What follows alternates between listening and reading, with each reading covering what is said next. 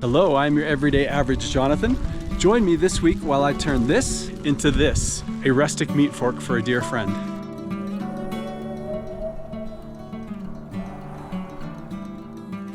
Hello, I'm your everyday average Jonathan. I'm an ordinary guy with ordinary tools making extraordinary items. Today I'm going to make a gift for someone who is very dear to me, someone who has never received anything from me actually before. This person is a soul brother of mine, he's a spiritual brother of mine, he's the guy that I go to when life hits the fan, so to speak, and I need a prayer partner or somebody just to cry on their shoulder. He is the person that I go to for that, and I'm a little bit bothered with myself that I haven't ever made something for him yet or sent something to him yet. So that's going to change. So this week I'm going to make a meat fork or a steak fork, or one of those really large forks that you use only once per year, usually around Thanksgiving, maybe Christmas, when you cut the turkey or you cut the prime rib and you have a big meat fork to skewer it with. I'm going to make a large format, everyday average Jonathan style meat fork for him and send it to him without him knowing. It's going to arrive in the mail. So without further ado, this will be a quick build, but one that'll be near and dear to my heart. So let's get to the shop and get started.